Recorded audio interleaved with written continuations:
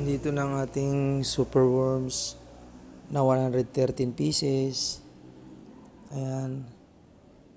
Ito kukunin natin. Papakita natin sa inyo. Visible ba? Oh, may isa pa. May napasama pang isa. Tanggalin muna natin. Tanggalin. Ay, bumaba. Ayaw matanggal. Ayan na, natanggal na. Yan, mga egg niya nakadikit dyan sa gilid. Ayan o. Yan, angat mo. Yan. Ayan yung mga itlog ng ating darkling beetle. Antayin pa natin ang mga siguro 1 week. Yan, madami na yan. Dadami na yan. At dito, sa pag-check ko na sa aking mga darkling beetle, yan, sayote, kamote, yan ang pagkain nila.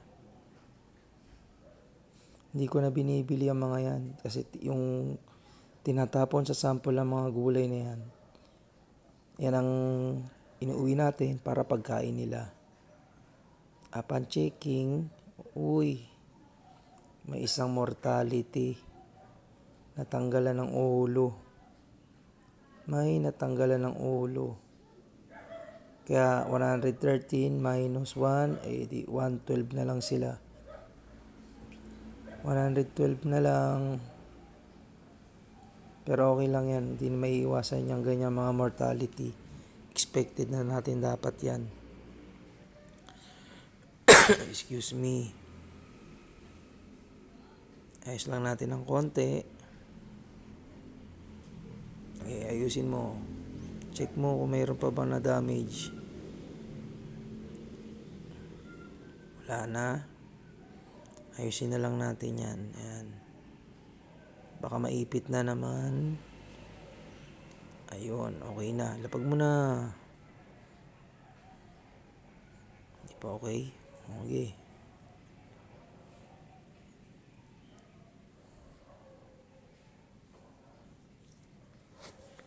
Aray ko, ano ba itong lamok na ito? May lamok pa nangagat. Yan, yung iba nagmi-mate na. Antay na lang yan para mag-drop ng egg dyan. Yan, tinuturo ko na yan. Gagawin ko yung breeder ng mga superworms yan. Pero yan, may damit pa. Tatanggalin ko syempre para ilipat. Yung tatlo sa baba, pwedeng mice or kaya hamster.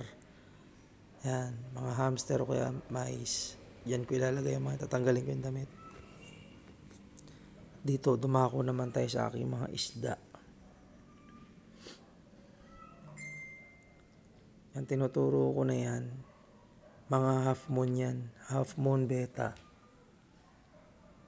Sa yung gitna female, ito ang pinakaunahan male. Sumunod female. Pangatlo female. Yung crown tail ko na male namatay. Kasi ito gapi. Ay gapi. Sorry. Molly pala, Molly. May PKBM tayong isa ron. Namatay din yung isang pala kong PKBM.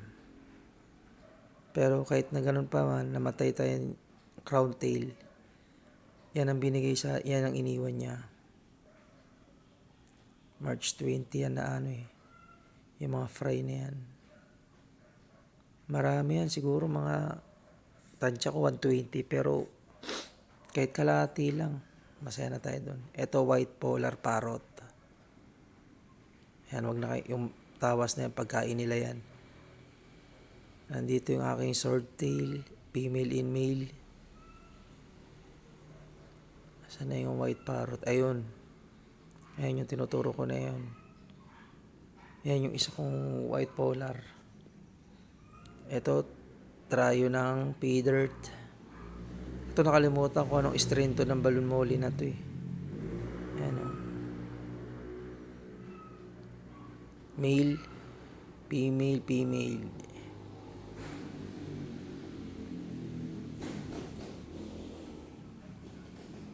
Yun lang. Tapos tinanggal kasi pinag-iwa-hiwalay natin sila dito sa community tank nila.